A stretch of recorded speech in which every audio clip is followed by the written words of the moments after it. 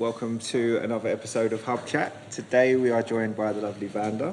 Thank you Hi, for joining everybody. us. Hi, Sam. Hello. So the purpose of these conversations is really just a quick member profile. So allows you to introduce yourself properly to the community so that we can get to know each other a little better. So if you could just start by introducing yourself and what it is you currently do for work at the moment. I'm Vander. I work for Visa Preservation, the foundation that has been taking care of the island for the last 12 years and developing environmental projects to protect land and sea of Ibiza Formentera. What I do for them, I'm the fundraising manager. If I just say fundraising manager, it doesn't sound so fun because people normally start touching their pockets and saying, I don't have money, I already donated. But it's good, it's a word that permits me to meet a lot of different people, also connect different people through the foundation or what they do and their project. So it's very interesting. Yeah, amazing. And how long have you been doing that with those guys? I come from completely another background. I used to be in hospitality. I finished La Roche in Marbella, so I've been in hotels, restaurants, and basically through a hospitality contact, they told me they were looking for a fundraising manager for the foundation. I said, you know what, I want to change completely the energy in my life. And amazing. Yeah, so I met, I think the universe gave it to me. I believe in the universe. Yeah? Perfect. I asked for a change and it came. Okay. And what an amazing role that you've got there. Yeah. With Ibiza, when did your story start with this island? My story, I was 15 years ago, I was still playing basketball, living in Italy. I broke up with a boyfriend and I said, you know what, I packed my stuff, I'm out of here. Call a friend that was working in Palma and I wanted to go. He used to work for Rio is a Spanish chain of hotels, and he said, look, in Palma I don't have a work, you don't speak German, but let me do a few phone calls. Call me back and said, there's a receptionist in Formentera hotel, the Italian-speaking reception needed, so you want to go? I was like, okay, packed my stuff, came here, and never came back. Okay, amazing.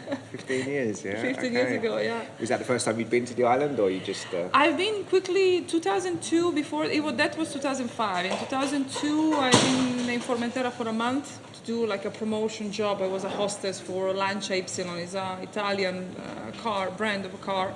So it's like a fun job. Yeah. So it was my first, let's say, step into the Balearic Island. Yeah. And at that time, when we came out, still remember, 2002, we came out from the ferry, I looked at the Ibiza, the Alt Villa, and I said, I had a deja vu. And without even knowing if I'm going to come here to live, I said, I think I'm going to live here. Yes. And yeah. Do you know how consistent that is with people that we're talking about? Always the same. When you start talking about people, their story in Ibiza they have the similar, very similar pattern. There's a moment, right? Yeah, and I was like, Yeah. I think Ibiza is, or you love it or you hate it. Sure. And I think, there's just a lot more to it, and not necessarily, unless you spend the time, you don't really get to know that side of it, right? Yeah, absolutely. If you just come for, as a tourist, a few weeks and you don't have, you don't have the feeling, no. So, moving into, I guess, living here, being here year round, in the winter, for people that don't really know it, like people as a tourist, what is one of your favourite things to do during the winter? Before I tell you what is my favorite thing, I have to say that 15 years ago, the winter time was not so fun.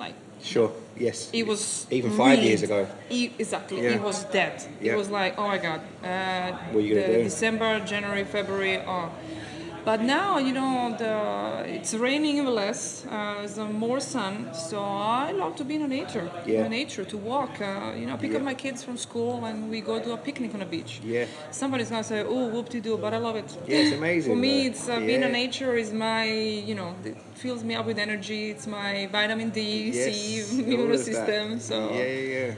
Perfect. Yeah. With obviously we're at the hub at the minute, and you guys have been here for a few years now, right?